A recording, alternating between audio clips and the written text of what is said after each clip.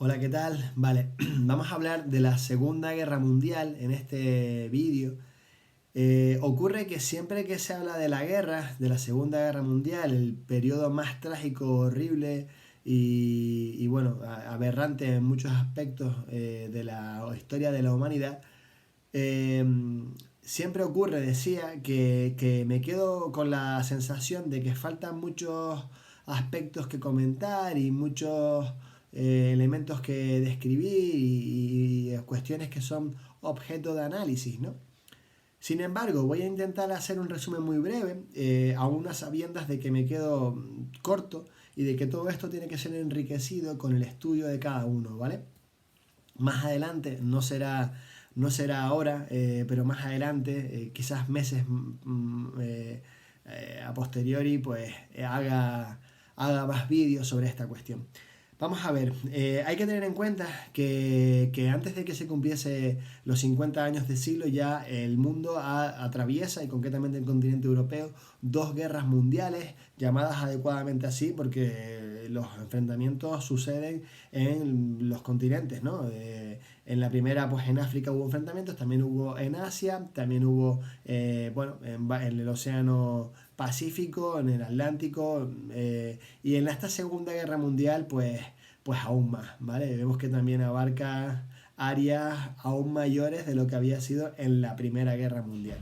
Si decíamos que la Primera Guerra Mundial se describía como la Gran Guerra, esta la podemos considerar como la guerra total, en donde todos los estados hacen un esfuerzo de guerra, un esfuerzo bélico, que toda su economía se vierte por y para construir armas y llevar a cabo toda esa industria de la muerte, si me permiten la expresión, en la medida que se fabrican armas y se fabrican todo tipo de artefactos y nuevas innovaciones de índole, bueno, tecnológica militar. No en vano se crea el arma más mortífera que hasta la fecha, y esperemos que siempre se ha probado nunca, y hablo de las bombas nucleares, ¿no? De esas dos bombas que se lanzaron en las ciudades japonesas de Hiroshima y Nagasaki, saldándose con la muerte de miles y miles y miles de personas de forma instantánea.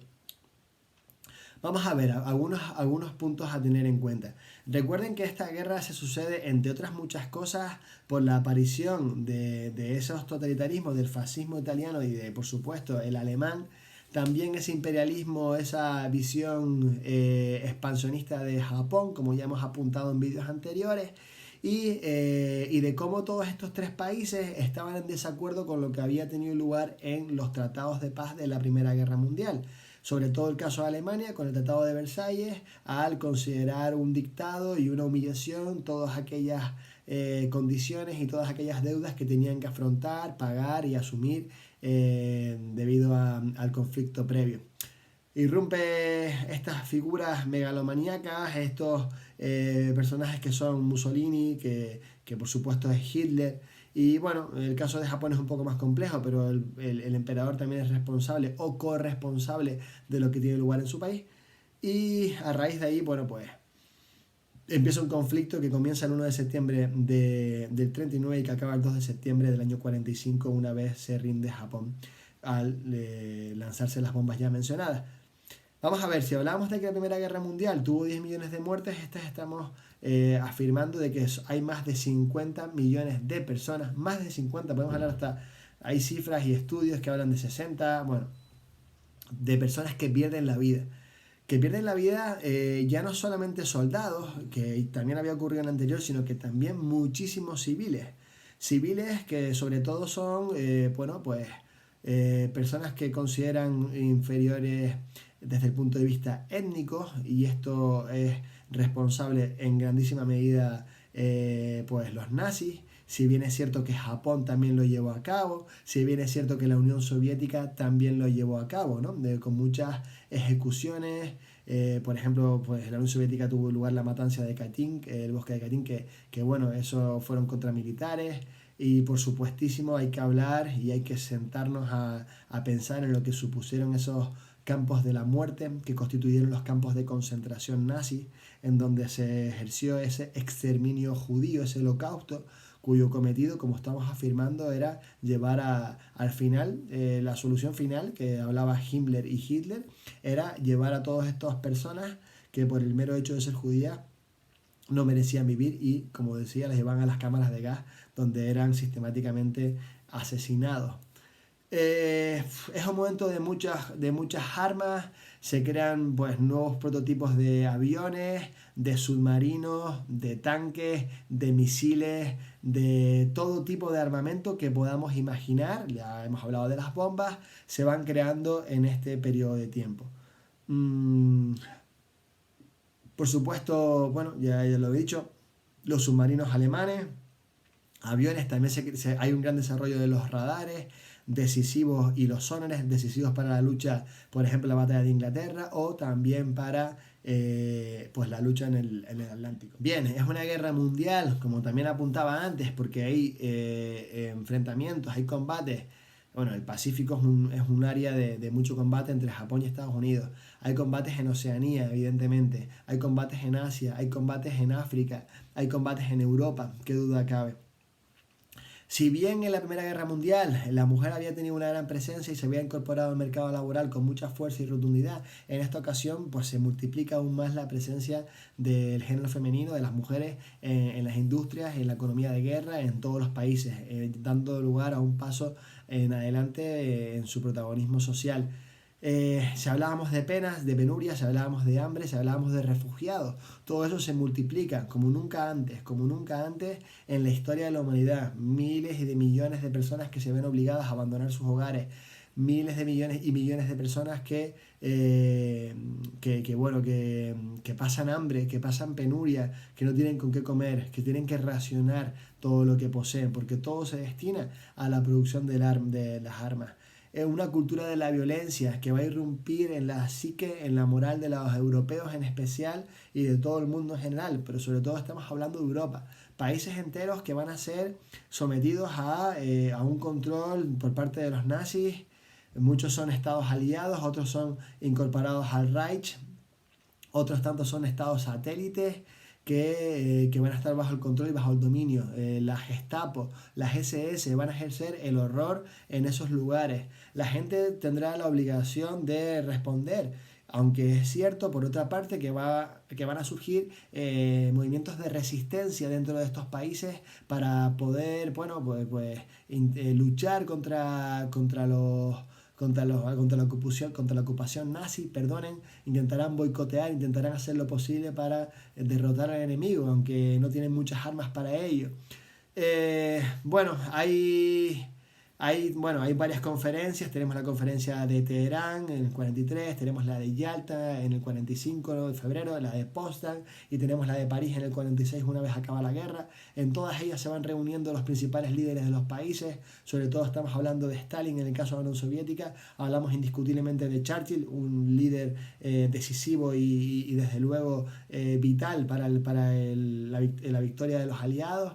Hablamos también, qué duda cabe, de Franklin Roosevelt, presidente americano cuya presencia es determinante para la victoria, evidentemente más determinante aún, y esto es algo obvio, que Inglaterra y que otros países. Luego aparecería Clement Attlee cuando sustituye a Churchill, o aparecería Harry Truman, que fue el que a la postre lanzaría las bombas atómicas. Bueno, hay muchas más cosas que faltan por mencionar. Hablamos de la cultura de la violencia, hablamos de la cantidad de muertes, de los bombardeos por parte de los países del eje, por parte de Japón, por parte de Italia y sobre todo por parte de Alemania. Realmente hablamos de Alemania en el mayor de los casos, pero también por parte de los aliados, que en la ofensiva que llevan a cabo ya a partir del 43 pues dará lugar también a bombardeos masivos, como el célebre bombardeo por razones bastante horribles en la ciudad de Dresden. Por último, ya destacar cosas que hemos dicho: el gasto militar. Estados Unidos, Inglaterra, la Unión Soviética van a gastar pues más de un Alemania, más de un 30, 40, Alemania por ejemplo un 65% del PIB lo invierte en la guerra, miles y bueno, millones de dólares. Eh, la cantidad de soldados movilizados, 50 millones de soldados, del ejército 100 millones si metemos otras fuerzas de, como pueden ser policías, entre otras muchas. Y bueno, los daños materiales, ciudades enteras destrozadas, que luego tendrían que de nuevo volver a crearse, volver a edificarse. En definitiva, un panorama, un paisaje desolador, trágico, en donde familias enteras ven perder todo lo que tenían, pierden su presente, pierden también su pasado cuando hablamos de la desaparición de muchas personas y algunos perdieron evidentemente su futuro. Suerte la nuestra de nacer en este momento, si comparamos con lo que ocurre en este periodo. Y bueno, ya por último, he preparado un vídeo que, bueno, siempre creo que es mejorable, pero bueno, es un resumen de los principales enfrentamientos que tienen lugar durante la guerra.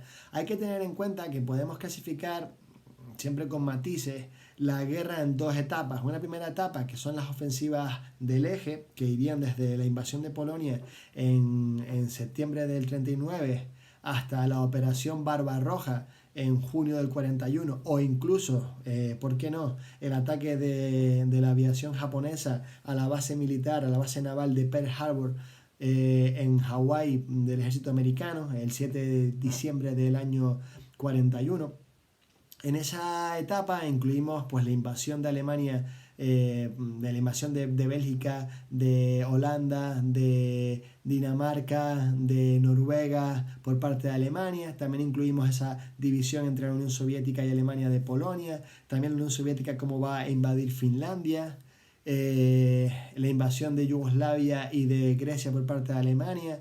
El destino del Afrika Korps, ese cuerpo que lucha alemán en el norte de África para ayudar a los italianos contra los ingleses.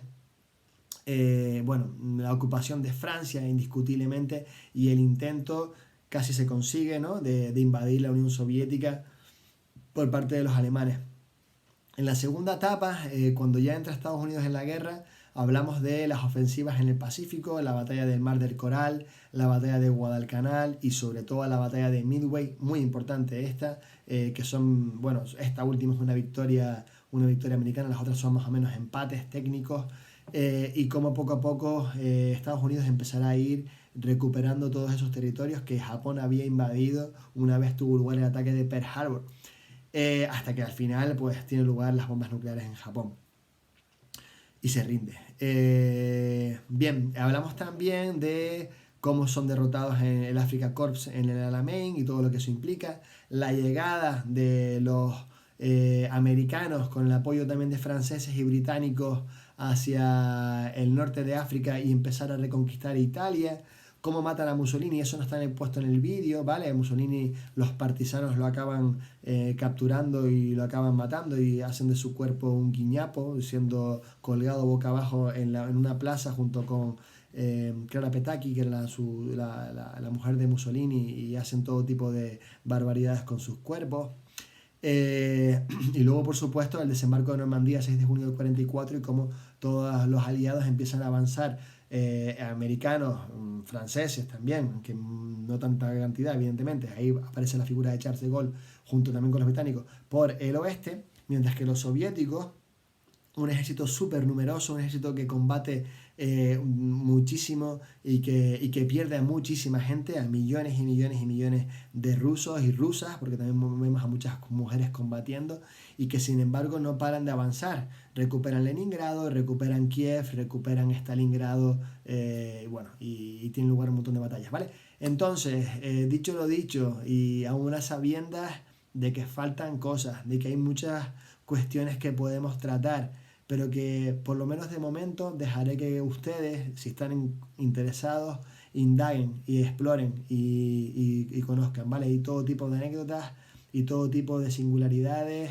muchas de ellas trágicas, otras sin embargo con mucha esperanza y con muchos aspectos positivos dentro de la negritud y de lo trágico que tiñe la guerra. Bueno, pues ya está. Vamos a ver el vídeo y terminamos, ¿vale? Bueno, comenzamos el vídeo aquí viendo imágenes de los bombardeos de los aviones. Aquí también tenemos un soldado y con las telecomunicaciones una trinchera que también eran comunes en algunas etapas. Pero como les decía, vemos aquí a la Luftwaffe con esos célebres Stukas y esos bombardeos que infringían en los objetivos civiles, como lo que estamos viendo aquí en la imagen, y también en los militares para apoyar la guerra relámpago, Blitzkrieg, ¿vale? Imágenes que nos conducen a el comienzo. Vamos a empezar, por lo tanto, con esa fecha de inicio de la invasión de Polonia por parte de las fuerzas alemanas. Vemos aquí esa célebre imagen de los soldados atravesando la aduana y cómo desfilan a posteriori por la ciudad de Danzig, ahí mientras los civiles polacos están asistiendo estupefactos a lo que está ocurriendo. Recordemos que con el pacto Molotov-Ribbentrop, la Unión Soviética había acordado invadir Polonia por el este, mientras Alemania lo hacía por el oeste, ocupando Varsovia.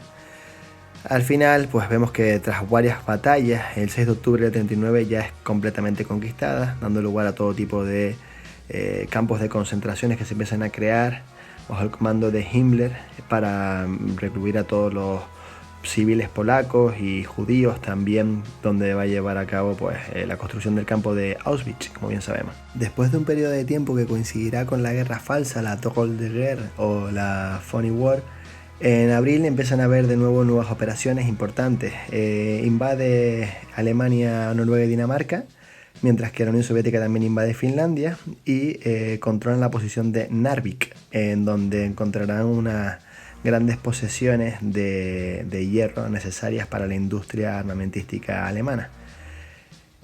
Más adelante, aquí lo vemos, ¿no? Ahí tienen lugar esas operaciones, ese movimiento en pinza que engaña a través del bosque de las Ardenas y con los Panzer a los belgas y a los franceses.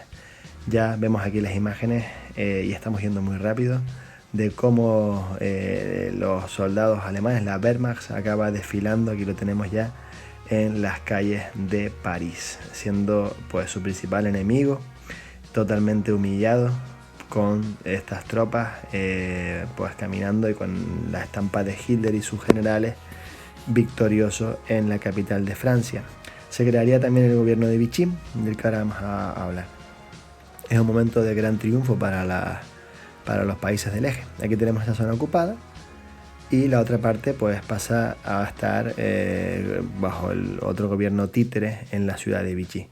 Tiene lugar aquí la batalla de Inglaterra, grandes ofensivas por parte de la Luftwaffe. Vemos aquí también pues, más Stukas y contra los ingleses que aguantan y resisten, ¿no? Resistir es vencer, con la gran ayuda de Churchill. Con la RAF y con el empleo también de muchos radares que fueron decisivos para evitar la llegada de todos estos aviones alemanes que tenían la intención directa de preparar la invasión de Londres, ¿vale? Fueron meses muy duros, estamos hablando del verano del 40. Luego tendrá lugar, pues aquí lo vemos, en la batalla del Atlántico, bloqueo para que no llegue ningún tipo de suministro hacia Inglaterra, con la presencia de muchos submarinos que recorren el Atlántico y que al principio serán invencibles, ¿no? Dando lugar a bueno, pues como vemos aquí en imágenes, a la destrucción de muchas embarcaciones. Por su parte, en febrero, Hitler, pues aquí lo vemos, ¿no? Envía el Afrika Korps con Rommel para ayudar a Italia en sus conquistas en África. Conflictos importantes, grandes enfrentamientos entre los ingleses y el zorro del desierto. Aquí lo tenemos, Erwin Rommel, un soldado brillante. Y en abril vemos que también va a invadir Yugoslavia y va a invadir, ya estamos hablando del 41, Grecia. Miren estas imágenes, ¿no? De cómo los nazis ponen la bandera.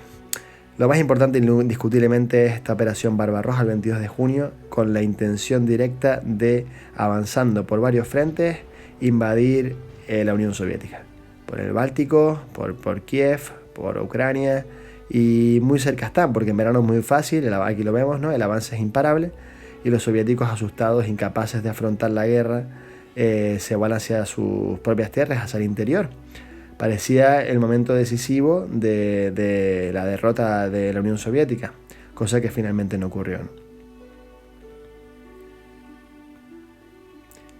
Bueno, aquí lo tenemos, ¿no? Poco a poco Rusia, la Unión Soviética, quiero decir, empieza con esta guerra, la guerra patria que la denominan ellos, evitar que Alemania pues consiga derrotarlos. Hay un gran esfuerzo bélico, aquí tenemos a Stalin, y vemos también como hay una producción armamentística sin parangón, sin precedentes, y poco a poco pues conseguirá mantener sus posiciones y con la ayuda también del invierno evitar que las tropas alemanas de la Wehrmacht pues alcancen sus objetivos.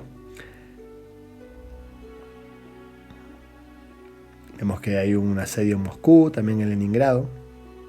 Aquí vemos todos estos bombardeos, estos disparos y la presencia de los Panzer y de los tanques rusos, esos T-34, que también empleaban para, sobre todo, ¿no?, el tanque medio para luchar, ¿no? Por su parte, Japón, el Imperio del Sol Naciente, aquí lo vemos con esa bandera que ya hemos mencionado, llevan a cabo un ataque sin declaración de guerra hacia la base norteamericana de Pearl Harbor, situada en Hawái, en el Pacífico, el 7 de diciembre del 41, derrotando a las flotas americanas, siendo, bueno, pues un episodio tremendo. Aquí vemos las imágenes, bueno, los japoneses al mando de los comandantes Yagumo y Yamamoto infringen una gran ofensiva, una derrota hacia los americanos, en su base, con la presencia de un montón de acorazados, 4 acorazados hundidos, otros encallados, varios destructores, cruceros y más de 2.400 muertos, ¿no? A partir de ese momento, aquí lo estamos viendo, Japón inicia una ofensiva impresionante para conquistar todo lo que deseaban, que formaría parte, bueno, pues de toda Indochina, de Papúa Nueva Guinea, de Indonesia, hacia Australia incluso, ¿no? El avance sería imparable, con una moral muy alta por parte de los soldados. Llegaría a Papúa Nueva Guinea, Borneo, Java, Sumatra y demás islas, miles de ellas repartidas entre el Índico y el Pacífico. Aquí vemos a Roosevelt, que critica el ataque y que también dará lugar a que entre en la guerra, y como Alemania declara la guerra a Estados Unidos para ayudar también a Japón, ¿no? Y intentar, bueno, pues asegurar sus posesiones. Por su parte, vemos aquí esta horrible imagen estas imágenes de los diferentes barracones de campo de concentración, de campo de Auschwitz, donde serían pues directamente asesinados muchísimas personas, muchísimos judíos, muchísimos polacos. Vemos aquí en este mapa interactivo, en este mapa, la presencia de todos esos territorios dominados por los nazis, Atlántico, norte de África, también parte de Europa y por parte de Japón. Vemos que en este instante Estados Unidos se pone a producir como nunca antes, la creación de numerosas embarcaciones, de numerosas armas, y bueno, mientras que se enfrentará, hay varias batallas, la del Mar del Coral, la de Guadalcanal y sobre todo la de Midway, esta última una gran victoria de Estados Unidos que conseguirá hundir 3 portaaviones japoneses. Ellos construirán después 8, pero los estadounidenses, norteamericanos, como quieran, van a construir, pues creo que más de 70, ¿no? Con lo cual la diferencia es muy evidente. Sin embargo, aquí vemos bombardeos desde el aire y numerosos enfrentamientos de barcos, unas batallas navales brutales en el Pacífico. Y también aquí vemos los japoneses luchando, algunos con sable, como pueden apreciar, porque resistían de forma obstinada al avance americano por parte del almirante Niemey y de MacArthur, y que, bueno, irían isla a isla, paso a paso, de forma pues totalmente extenuante y dando lugar a miles de bajas y de personas que irían muriendo, ¿no? Vemos que en abril del 42 Alemania intenta ese movimiento en pinzas para Oriente para llegar a sus recursos petroleros ahí en Irak, también por toda la región del Cáucaso. Lo harán desde Europa y lo intentarán desde África, sin éxito desde luego como pensaban. Esto hubiera sido una ventaja estratégica indiscutible, pero que al final se va a truncar. Aquí vemos imágenes de Stalingrado, esta batalla que empieza el 23 de agosto del 42 y acaba el 2 de febrero del 43, dura 200 días, posiblemente, sí, la batalla más sangrienta de la historia, por la cantidad de personas que mueren. Hablamos de 1.400.000 por parte de los soviéticos, que eran más numerosos, y en torno a 800 y pico mil, casi 900.000 personas por parte del eje, en este caso sobre todo alemanes, pero también italianos, también rumanos, también húngaros que habían puesto en el ejército. Esto trajo consigo, bueno, pues un contrapunto en la guerra, al quitar aquí también esas posesiones, de los nazis y que, bueno, volveremos sobre ella después. Vemos que el Afrika Korps por parte de Rommel sufre una gran derrota en el Alamein, en el mando de Montgomery, y también va a dar lugar a una retirada que aquí estamos viendo de forma clara. Rommel también sin combustible y derrotado se va a ver, va a tener que rendirse o desde luego volver de nuevo hacia Alemania. Estados Unidos empieza el 8 de noviembre a traer una gran cantidad de armas, empezará a entrar por África, a través de Argelia. Hay episodios muy raros que se bombardean ahí el gobierno de Vichy a la armada francesa, pero luego al final, bueno, pues poco a poco es muy importante la llegada de los americanos por el norte de África, y sobre todo para entrar hacia Italia, ¿no? y poco a poco eliminar la presencia alemana. Zhukov tiene ese movimiento en pinza, decisivo este general, como un hombre pues muy capaz, y consiguen al final derrotar al general von Paulus en esta batalla de Stalingrado. Ya vemos la cantidad de armamentos, la cantidad de personas. Bueno, y aquí tenemos también los diferentes tanques que van avanzando poco a poco. Hay una batalla, la batalla del Kursk, la batalla del Kursk, que es una batalla de tanques absoluta, aunque esto que estamos viendo aquí, pues evidentemente se corresponde con Stalingrado y con la alegría de los soviéticos al por fin derrotar a los 600.000 alemanes que se encontraban todavía ahí, ya extenuados, sin hambre, sin víveres y agotados. Por aquí vemos a Hitler, que se reúne con Mussolini, y esa alianza se mantiene. Bueno, y aquí imágenes de todas estas numerosas ciudades que están totalmente destrozadas, ¿no? Bueno, vemos y todas las personas yendo a los campos de concentración, muchas personas que tienen que irse a otros lugares, refugiados, soldados alemanes también, por supuesto, y muchos civiles, no nos olvidemos. Mientras que en Berlín pues se sigue todavía manifestando el apoyo al gobierno. Vemos aquí también hay un levantamiento en el gueto de Varsovia en mayo del 43. Se enfrentaron los judíos, también hubo resistencia por su parte, pero como pueden imaginarse acabó de la peor manera, ¿no? Siendo totalmente pues asesinados. Vemos que también ya consiguen derrotar en Túnez con el mando de Eisenhower y el resto de la coalición de británicos, americanos y franceses. Y la batalla que antes les mencionaba, la del Kursk, una batalla tremenda. Hay un ataque primero por parte de Alemania muy potente, con la Luftwaffe, con muchísimos tanques, con cañones de asalto, con 3.000 piezas de artillería, con muchísimos aviones. Pero los soviéticos, que son más numerosos, ya lo hemos dicho, el ejército rojo, consigue al final remontar y consigue al final pues derrotarlos, ¿vale? La URSS gana la batalla en agosto del 43 y cancela pues todo el ataque y por el desembarco de Sicilia, porque los americanos están atacando por ese otro flanco en Italia y destinó tropas a retenerlos, que bueno, lo va a conseguir hasta cierto punto. Aquí lo vemos cuando Alemania invade Italia, ya con Mussolini pues desautorizado y con también incluso enfrentamientos, y hay una gran cantidad, de bombardeos, de avances que van lentamente por parte de los americanos, por parte de los británicos, hacia el sur de Italia, hacia el norte de Italia, porque empezaron por el sur.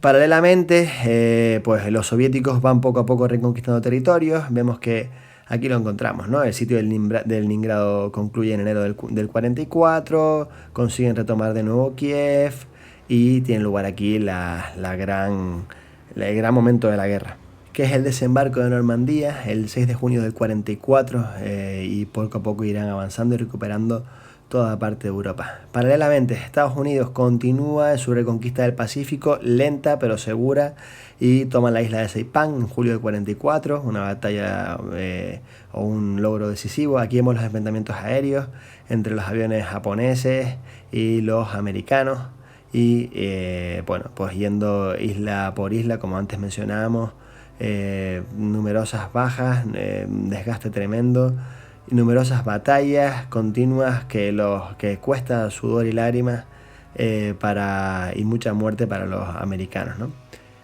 Paralelamente, la URSS continúa su avance imparable y consigue tomar por fin Minsk en verano del 44, y el ejército rojo pues es decisivo también, en la medida que propicia el repliegue de los alemanes y eliminando todas sus defensas, también liberando muchos campos de concentración al tiempo que continúan su avance.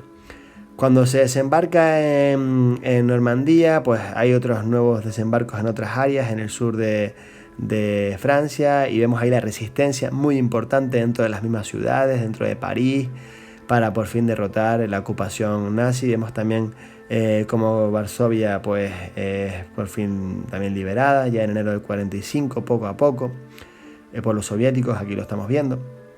Y hay bombardeos también terribles, ¿no?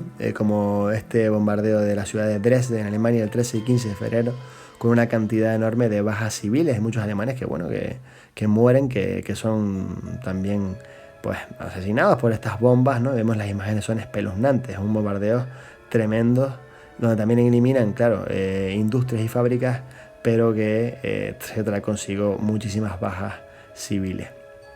Alemania pues lanza una ofensiva en las Ardenas que tiene éxito relativo en enero del 45. Eso tampoco fue tan fácil. Fíjense que estamos ya en enero del 45, que todavía tarda mucho tiempo en que consigan llegar a Alemania.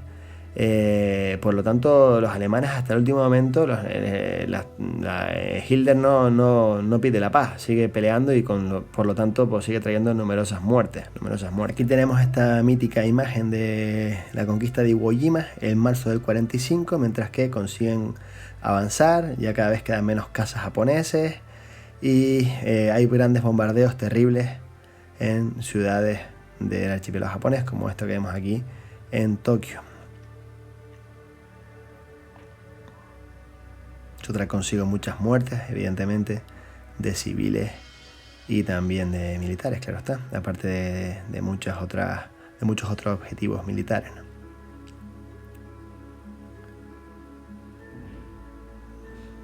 Bien, los soviéticos llegan a Berlín en abril, donde hay muchos combates. Se encontrarían el 26 de abril en el río Elba, ejércitos aliados.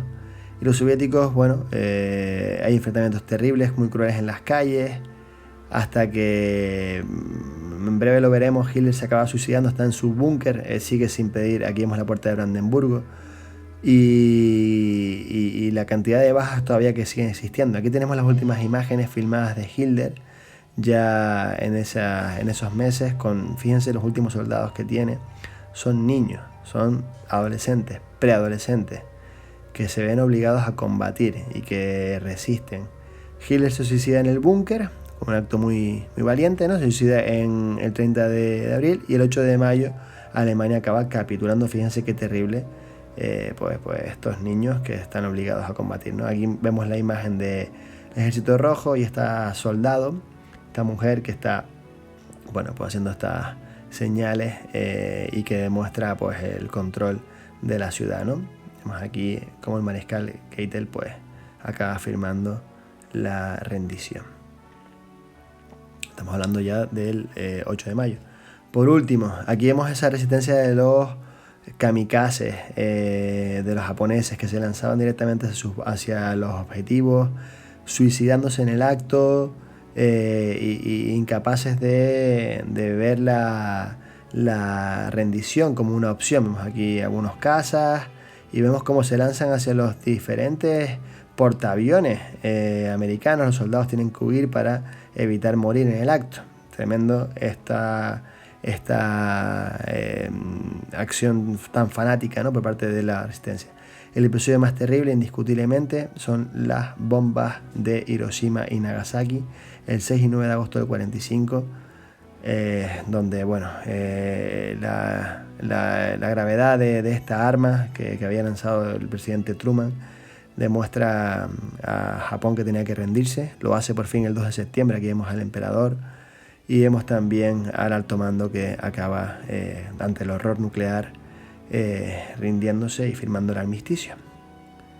Y con esto terminaríamos el 2 de septiembre y la capitulación de Japón, la Segunda Guerra Mundial.